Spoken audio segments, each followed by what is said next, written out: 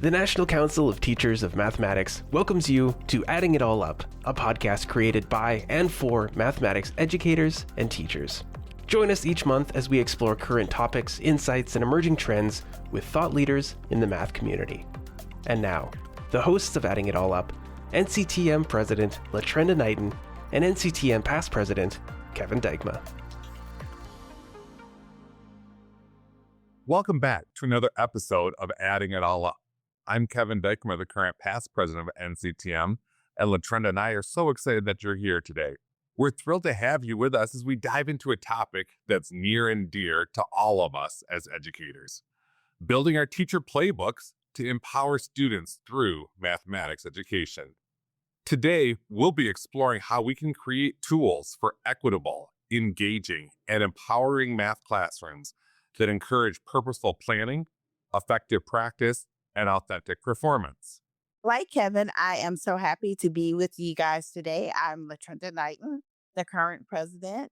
And so the idea of a teacher playbook is near and dear to me. That is such a powerful metaphor for what we do, because so much of the work that we do in the classroom is just like being a coach. We're always looking at what are our strategies, what are our activities we're doing, how can we refine those, how can we reflect on our practice, how do we add new tools, new resources to our classroom repertoire, and how do we make adjustments so that we're actually meeting the needs of all of our students. So in today's episode, we're going to look at how we can build a playbook that not only helps our students succeed academically, but how do we create a playbook that actually takes our children into account of where they are, that accommodates their needs, and actually makes them see mathematics and how it's relevant and useful to the world around them.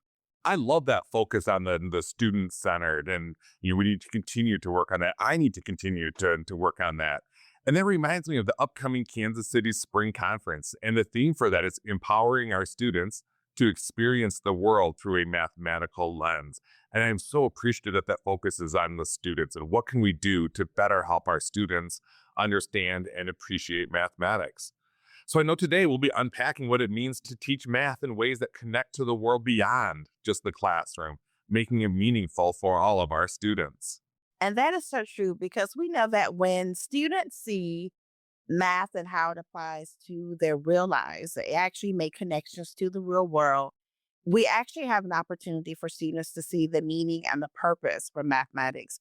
And it's not just some numbers that jump off a page that they happen to see in class from 9 a.m. to 10 a.m., just within the span of that math block. So we're talking about students making real world applications, actually using their critical thinking skills, problem solving skills, and really seeing themselves as the learners and doers of mathematics. So we're building their confidence so that they actually see how math relates to what they do in their everyday lives. And that's where this idea of playbooks really come in. It's all about purposeful planning, creating those lessons that meet our students where they are, and leveraging their ways of thinking about mathematics. It's also about those 8 effective teaching practices, making sure that we're using strategies that are truly engaging our students, whether it's through project-based learning, through social emotional learning, or even leveraging technology such as AI in the classroom. I am really excited about talking to and listening to our guests today as they share what strategies and what approaches they use in their classroom settings to actually build their own personal playbooks. I am too, so let's get started. Joining us today are some incredible math teachers who have been doing some wonderful work in their classrooms. They've got quite a bit to share with us today about how they're creating equitable and engaging learning environments, and how they're helping students view the world through a mathematical lens. Let's dive in. So I want to say welcome to Alyssa, Maggie, and Joe. Can you tell us a little bit about yourselves? Alyssa, we'll start with you, and then we'll go to Maggie, and then we'll finish it up with Joe. Hi, my name's Alyssa Schexnayder. I am so excited to be with y'all today. I live in Baton Rouge, Louisiana, where I currently serve as a K through 5 gifted site coordinator. So I work with K through 5 students in small groups, and then I also work with K through 5 teachers But I spent several years in third and fourth grade self-contained classes. So I taught all the subjects, but math was always my favorite. And I'm really excited to talk about this topic. It's great to meet you, Alyssa. And I'm Maggie McHugh. I'm coming to you from Wisconsin up in the Midwest. I am currently a mathematics educator at the University of Wisconsin-La Crosse, where I work with pre-service teachers, elementary and middle school education. Before that, I was a middle school mathematics teacher for many, many years, living it up with those crazy adolescents. And I was blessed to have the opportunity to teach mathematics through a project-based lens, which Kevin had mentioned earlier. So I'm thrilled to be with you all here today. Hi, and my name is Joe Bolz. I'm a high school math teacher out here in Denver, Colorado. I've been teaching high school math for 24 years now, and I love it. I'm still with it. Currently, I serve in a dual role where I both teach classes and I coach other teachers in my department, which has gotten me a chance to see a lot of what's happening in our math world out here in Denver. This year, I'm teaching Math 1 to freshmen. I have 35 freshmen last period of the day, and it's been a joy, as well as Math 2 and AP Statistics. Thanks to all three of you. And Joe, anybody that can say that they're excited to have 35 freshmen at the end of the day and to see it as a joy, that's a wonderful thing. So Joe, let's start with you. What are some teaching practices that you've added to your playbook that you think have had a significant impact on student learning and student engagement in mathematics? I think first and foremost, the biggest thing when it comes to your playbook is to keep writing that playbook. That playbook should never end. As we know, our students are constantly changing and evolving over time. Technology is evolving. What we know about teaching math is evolving. And for us as teachers to be successful, we have to evolve too. We have to keep adding to our playbook.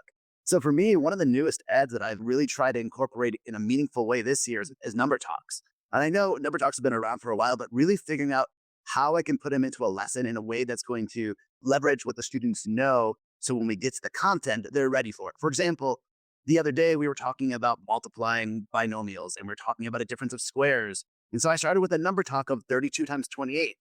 And we were able then to connect that to the difference of squares problem. And for them, they were able to see the mathematics in action.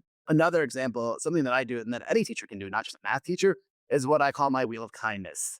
We know that students will try to be on their best behavior, but every now and then they falter. So at the beginning of the year, we set a bunch of norms for our classroom. And when students break the norm, they spin the wheel of kindness. And whatever the wheel of kindness lands on, the students have to perform the act of kindness, be it saying sorry, be it doing a nice, good deed to somebody in their group, being sending a thank you email to one of their teachers. It really encourages a lot of positive reinforcement within the classroom and a lot of self-monitoring.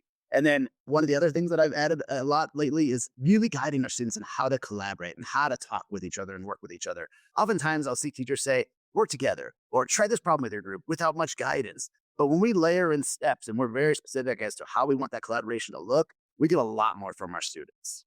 I do want to say I love the wheel of kindness idea. I heard of and jotted that down because I think that's a great way to focus on like the positives. We all mess up, but then, okay, how can we move on? And that's that social emotional learning that happens in every subject. And I think that's so important in math because when we're looking into mistakes as a form of learning, that is important to have in your classroom, that community that can handle that. Because some kids, if you show their mistake, immediately they feel torn down. But having that strong classroom culture where kids know that we can all make mistakes and we can grow from our mistakes. And sometimes mistakes are kind of the magic of learning. So I love that idea. I really loved how you talked about collaboration needing to be a skill that needs to be taught. Even at the high school level, students are not yet fully proficient. Even as adults, I don't think we're always fully proficient at what it means to collaborate. And so providing students things like sentence stems, what are the conversation starters between them? What are the questions that could be asked? I've seen really incredible educators even have them posted in their rooms or printed off and taped on desks. Opportunities to teach students how to be collaborative then future also furthers their ability to have that social emotional learning that Alyssa, you also pointed out. Especially when we consider that our students sometimes don't know how to disagree with each other, right? And so to that social emotional piece, if we layer in specific ways to collaborate and to disagree, then the disagreements can be healthy and they can build community, not break it down. Thank you so much for your suggestions and your ideas that you just shared about how building that classroom community of collaboration and learning from our mistakes helps your students, not just in math, in other courses as well. But if you think about it, those are real life job skills that are going to help our students when they actually exit the K 12 setting. So when we think about providing our students with opportunities to make connections to what happens in class to things that happen outside of class, what is something specifically that you do to help your students see the connection between what's happening in the mathematics they do in class to math as they see it in the real world? I think it's so powerful when we're able to bring in those authentic contexts to our students. It really helps answer the why. Why am I learning this? Why am I doing this? Why is this important for me? As you mentioned, Latrenda, in my future career. And so for me, I go everything from like smaller to larger opportunities, and really excited by some work that we've done here at NCTM, Classroom Resources Committee, with Notice and Wonder. Notice and Wonder is such a powerful routine where we're able to put up a photo that students could see in their real world, possibly even their community, photos of cities, photos of mountains, photos of bicycles, Ferris wheels. There's so many photos out there. And we start with three powerful questions with students. What do you notice? What do you wonder? And then what math questions can we ask about this? And simply by having students engage in those three questions, it really starts bringing the fact that there is so much mathematics around us.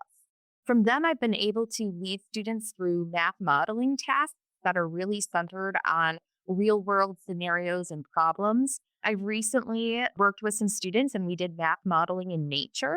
And so we did everything from with middle school students looking at the leaves on the trees in fall and estimating how many leaves are on the tree currently. And then we would go out a few days later and say, well, now how many leaves are on the tree? Is it falling at a constant rate? What do you think? How are you able to make these determinations? And I've seen kindergarten teachers do this with students with pumpkins, bringing in different sized pumpkins and asking students, how many seeds are in this pumpkin? Let's open up a medium sized pumpkin. Well, how many do you think are in the smaller? How many are in the larger? And there's just so many ways that we can bring in mathematics in beautiful ways, and especially centered on nature. And then for me, something that Kevin had mentioned earlier is project-based learning. For those who aren't very familiar with project-based learning centers on driving question, some sort of challenging question or topic where students are exploring that idea and eventually creating some sort of public product or putting out a culminating event that really highlights their learning.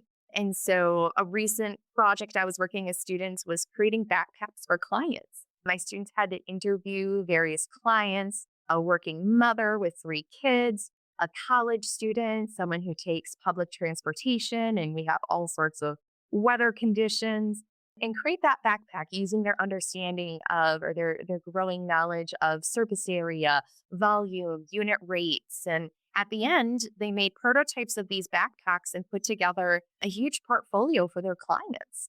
It was really authentic, and students were able to communicate mathematically, and I think really importantly, embody what it means to be a mathematician. So I think from small notice and wonder to math modeling to project-based learning, there are so many beautiful ways we can bring real-world context to our students. I love how you gave so many examples of how, as teachers, we can help students make connections. So, your students are bringing their lived experiences as well as making connections among the topics that you're teaching, and you're really showing them how to broaden the purposes of how and why we use mathematics. Maggie, I also loved how all the examples you gave are also ways to get students super engaged in mathematics. So when you bring in real world math, that is when you see the engagement go way up, because a lot of times our kids aren't thinking, oh, this is math class. We recently had a big pumpkin day at my school. We do it with all our first grade students. And that's one thing we do is notice and wonder. One of my favorite math texts that we use is how many seeds in a pumpkin. And we always kind of stop before they reveal that the pumpkin you think has the most seeds may not have the most seeds. And for kids, that is so cool. And it really, we do it with first grade, but it could be done with any grade because you could build arrays with those seeds. You can do so many authentic math counting type things with the pumpkins. And I just love that kids get a chance to have hands-on real life math. And I think all the examples you gave are true examples of that. And as a teacher, sometimes it's hard to come up with those real world experiences, but our students often have the best ideas. I used to always ask, where do you see math? And I had like a chart in my room, and my kids would write places they saw math. And I think the common place I always think of is the grocery store, but I've never had a student say that. They say the tiles in the cafeteria or things that I wasn't noticing. And I think having something like that in your classroom lets you have a really quick way to bring in real world mathematics every single day. I love this focus on the students and making the mathematics relevant, and makes me think of Joe helping make math relevant through teaching them some of those life skills that are so important in some of those conversations around discourse. As we think about students, not all of our students are the same. They all have differing learning needs, and it feels like the longer I'm in education, the more diverse our student population, the more diverse our student needs are. Do you have any examples of how we might think about tailoring some lessons to better accommodate diverse learning needs? Absolutely. So the first and most important thing when you're thinking about accommodating diverse learning needs is thinking about what you're doing before you ever step foot in your classroom. So when you're doing your purposeful planning and you're looking at your curriculum or your lesson that you're about to present to students, how can you go through and plan for those misconceptions? How can you already have things accessible to your learners? Whether it's specific phrases I want to make sure that I say, or manipulatives I want to make sure are on hand so no one ever has to feel like they don't have access to the mathematics. And we have a scripted curriculum at my school, but I don't ever want to go into a classroom and see a teacher following the script. I want to see them bring that script to life for their students. So one thing we do weekly at our PLC meetings is we go through and we think about what learners do we have in our room. You know, everybody has everything from a learner that might be 2 or 3 grade levels behind to 2 or 3 grade levels above. So how can we tailor specific parts of that lesson to make sure everybody has a chance to participate in math that day? I also personally love low floor, high ceiling tasks. I think that that is a great way to make sure every single kid in the room has something they can put down on the page and feel proud about. And then I'm a really big fan of the quote, celebrate what you want to see more of. So I want to see you putting anything on the page, even if maybe you don't have an equation, but you have some type of mathematical representation. I'm going to make sure I'm highlighting all of those different learners.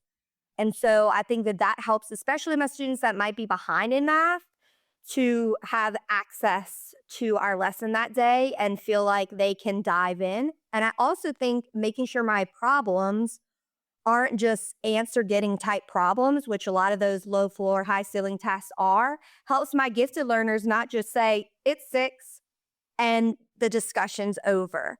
So I think just making sure as a teacher, we're planning for students to have those experiences in our classrooms and making sure that all learners have access to being doers of mathematics, no matter their level. And I think that planning is so important. I know as an early career teacher, my planning was, I'm going to pick these 3 problems, and these are the 3 problems that I'm going to show the kids how to do. And I love your pushing us past just figuring out what problems, what tasks you're going to do, but anticipating what are the students going to do? What are some of the correct moves they may make? What are some of those incorrect misconceptions they may have, or initial partial conceptions? And just as importantly, what's my reaction going to be to those?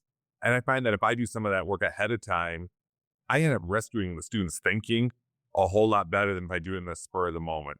The spur of the moment ends up being close to me just telling them, here's exactly what you need to do. And we know that's not as effective. So I love that really focus on planning to help tailor the lessons to accommodate our students' diverse learning needs. Spring into 2025 with NCTM. Make your plans now to attend the NCTM 2025 Spring Conference, February 5th to 7th in Kansas City. Formerly known as the NCTM Regional Conference and Exposition, we've updated the name to better reflect the nationwide appeal of this highly anticipated event. View sessions and register today at nctm.org/KC2025.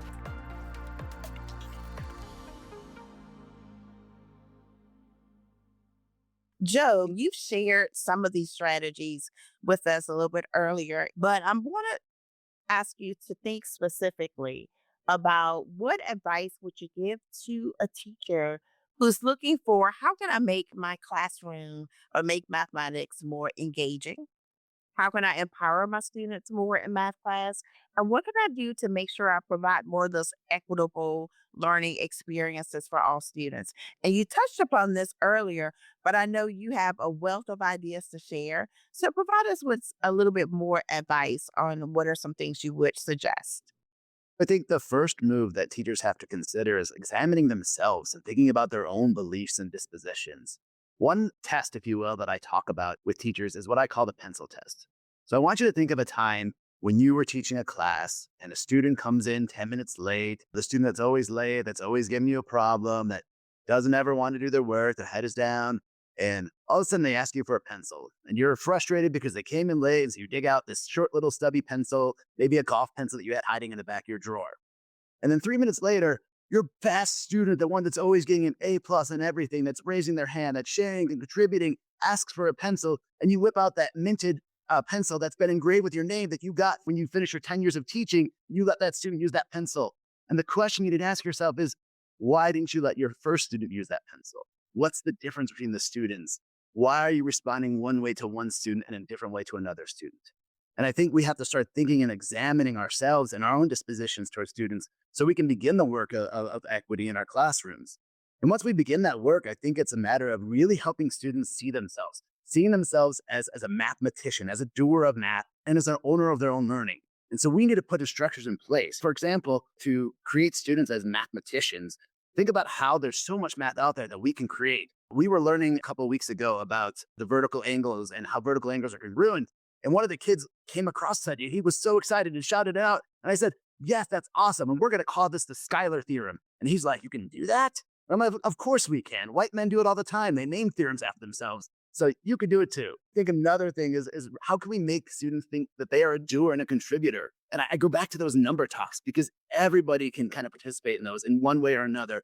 You can get students to connect to the task, to share with the class, and to see themselves as a doer. It's what Alyssa said earlier, finding those lower floor tasks where students can actually see themselves involved in the task. And I finally, like I said, really getting students to own their learning, to own the mathematics. One thing that I've really pushed to do is after every test, I try not to show the kids their grade, but I give the test with the marks and the feedback, and I make them write their own feedback to themselves. What did they do well on? Where did they see their strengths and their weaknesses? Because all too often, especially in high school, when they see that letter grade, their mind clicks to a mindset. They think that they're a certain student based on that letter grade. But without that letter grade, they're forced to reflect on who they are as a learner and really own that. Once we know ourselves, we can start to get our students to see themselves as mathematicians, as doers of maths, and as owners of their own learning. I love that. I'm writing that one down.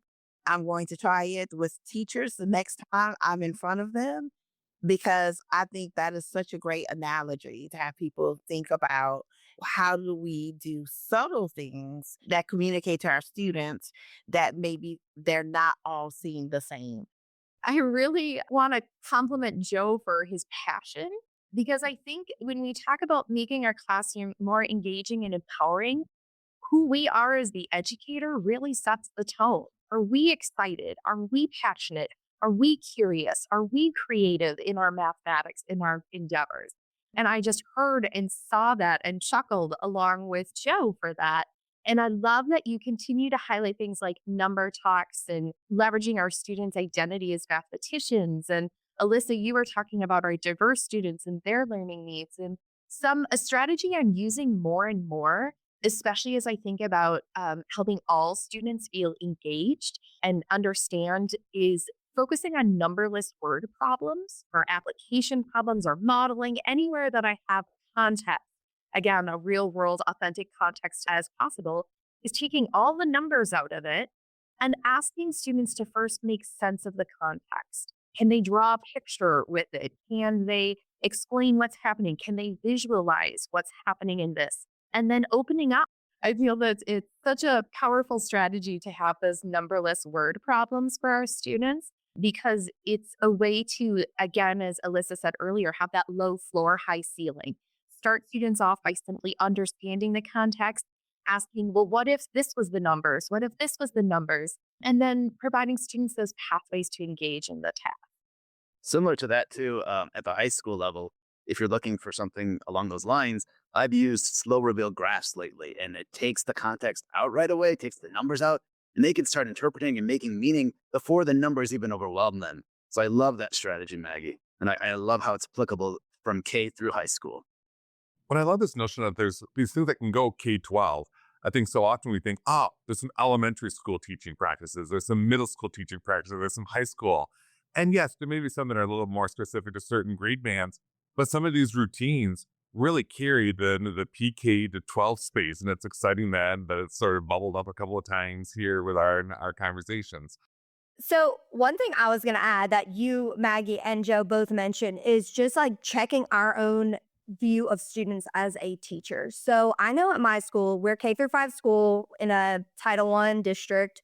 We have everything from severe and profound disabilities to gifted students. And oftentimes we'll have this big conversation about when students come to us and they haven't had a lot of experience in things. And when we looked at our data, interestingly enough, our kindergartners often outperformed our 5th graders when we're looking at proficiency levels. And so how can we as educators make sure all those students have access to the math from kindergarten all the way through 5th grade? Because there's no reason we should see the drop off like we do. And what strategies are we giving them to ensure that isn't happening? So putting a little more on the onus of ourselves as educators and taking it out of certain people are not as good at mathematics, I think is really important. And, when I'm looking at student assessments or student data, instead of looking at it from a point of what they don't know, looking at what can I put in place that is going to improve from here, I think is really important. And sometimes we're afraid to do that as teachers because it's our failure and we can't just blame it on someone else, but we're asking our kids to do that all the time. So I think it's really important that we're doing that as well. I love this conversation around engaging our students and trying to meet the needs of all of our students.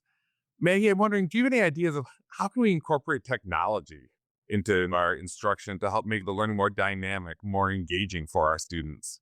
Absolutely. Well, growing up for me, I'm not that old, but I would say I'm in the Oregon Trail generation. And so technology for me has been such a beautiful way to grow alongside my students. And so before I even name or discuss different technologies I have used in the classroom, I just encourage teachers of all students, whatever the students' ages, whatever the teachers' ages, this is an opportunity for you to grow alongside your students, not feeling like you have to be the expert in the technology. Allow this to help transform your role into a guide, a learner alongside students.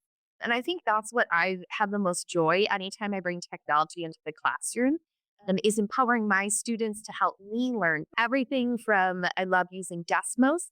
Desmos can be used as an opportunity for students to, whether it's graphing something, but it can also be used in creationary ways. Perhaps my favorite memory from the time period we shall call COVID-19, when we all of a sudden shut down, I was in the midst of working with my students on the global math art contest with Desmos. And I had a young boy who was in 8th grade and he was working on it. And within the few weeks it took for us to get back online and try to reconnect with our students in a new, unique way, this young man had continued working on his Desmos art at home. And it was just really beautiful. His aunt would sometimes get online or send me an email and say, my son has been in his room for 3 hours saying he's working on math. And she goes, I'm just not sure he is. And beautiful way, I was able to send this picture. The student was creating a butterfly and he didn't know how to fill. And so he was making this butterfly and creating the smallest, littlest circles of the teeniest radius so that when you zoomed out, it looked like this butterfly was filled. And it was so beautiful. He even created a few into Easter eggs and literally put Easter eggs in his photo. And I think about that when I think of the creationary aspect of mathematics. And sometimes we look at the math tools and use them as a tool or use them as a replacement for a calculator or as a replacement for doing things by hand. But how can we get students being creationary in math? A very silly app called ChatterPix allows you to take a picture of something, draw a line, and make that picture talk. And I had my sixth grade students do that when they were learning about scale and ratios, and they picked different objects of different scales and had them talk as if they were the small little stapler inside a giant, massive room. Whereas if they were their dog in the backyard playing, and the backyard felt like a jungle. And so there's so many ways for our students to really be creative through technology. And I think that is the one thing that can make it really dynamic and fun for our students. Those are great, Maggie. And I have to say, listening to the three of you, it's been very refreshing to hear the way you bring mathematics to the real world, or the real world to your students in mathematics in your classroom settings. And so you shared some wonderful strategies of how we really look at that wonder, beauty, and joy of mathematics, and we keep it relevant. And most importantly, that is useful. Alyssa, you touched upon this a little bit earlier. So, of course, we work with our students. Our goal is to make sure that they see mathematics as relevant and useful, and see themselves as learners and doers of mathematics. But in reality, we do have to assess them at times. So, how do we design assessments that are not just looking to evaluate or grade their performance? How do we use assessment as a tool to celebrate our students' thinking, to maybe have our students be a little bit reflective about their performance? What's some strategies, Alyssa, you would share with us about doing that? So the first thing, I think, thinking of everything as an assessment but not a grade is a powerful tool as a teacher. So I have about the worst memory ever. I'm a mom of two young children, and my brain has fallen off some days. So one thing I do is carry around a roll with checks and minuses that I assess different skills as I'm teaching. So when I'm thinking about, okay, who might need more support, who might need manipulatives, who might need me to walk over as they're starting their independent work and just kind of check in and ask some questions. I think thinking of assessment only as something that happens at the end of a lesson or at the end of a unit can be really damaging for students, because that doesn't give me a chance to correct any misunderstandings. But obviously, there are end of unit assessments too. And I think with technology, that is great. It has also created a world of digital assessments. But I would say in a world of digital assessments, we also need to normalize always having a paper in math. I don't just want to see that you chose B.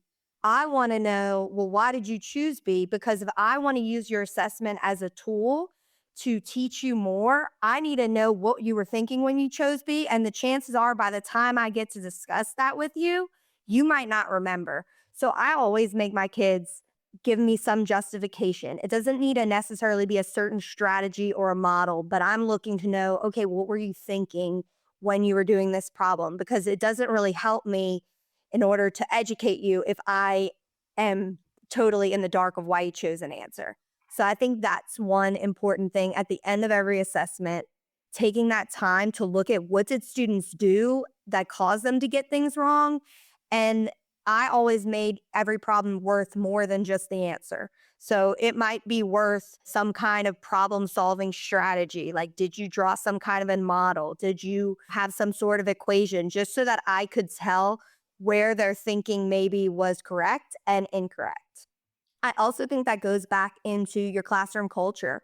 I always love doing my favorite no and showing things that I thought could shed light on misconceptions, because often when one student has a misconception, there's other students in the room that have that same misconception. And so by having some of my favorite no's either after an assessment or maybe even before, I would just show work from the previous years. I'll put that in quotes because sometimes it was my work from that morning that I had created my favorite no, and would talk about what was correct about the problem, but then also maybe where is the thinking off track, and using an assessment as more of a chance for students to show you what they know and then where you can go next. I love that approach because it's keeping the focus on the student and honoring their thinking. So at every opportunity, it's not just right or wrong. There's something there that you're showing to me that I can use as a tool to help me to know. And I love putting it on the teacher that I'm learning about you as well. Yeah, I was going to piggyback off of how Alyssa was mentioning, really seeing student work is important when it comes to assessments. And as Maggie mentioned earlier, one of the best ways I found to do that is project-based assessments. I'm going to show my hand a little bit here. I love teaching AP statistics. And in this year so far, we've had 2 major projects for 2 units where I got to really see students thinking. The first was we took them on a hike into one of the parks out here in Colorado. Beautiful Colorado, many parks. Not many students have actually been to some of the national and state parks. So first and foremost, it was an awesome opportunity just to get them out in the real world. But before that, we had somebody from the Botanical Gardens speak to the class about how they can collect data in nature. And they had to go out there in the field, the literal fields, and collect data and show me how they collected data and what data they collected and why they collected it and what conclusions they could draw.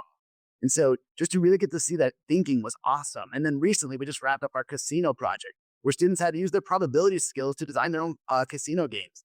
And then we had the whole school come down for a day and play their games so they could test it out, get real world data, see what they designed was good and see where their flaws were. There was so much learning that happened even on the spot. And I'm just excited to see their results. So I really think to get students to show their thinking, we need to do more project-based assessments. Well, thanks, Joe, Maggie, and Alyssa for sharing your thoughts with us today and for helping us all add additional things to our teacher playbooks. I think we could have continued this conversation for hours and hours and hours. And it's amazing the wealth of knowledge that the 3 of you have. And thanks so much for sharing that with Latrenda and I. And more importantly, thanks for sharing it with all of our listeners. As we close out 2024, we'd like to give a special thank you to all of our listeners for making the first year of Adding It All Up such a success. Stay tuned for next month as we kick off 2025 with a great conversation on math coaching with Courtney Baker and Melinda Knapp, co-authors of the highly popular NCTM book, Proactive Mathematics Coaching, Bridging Content, Context, and Practice.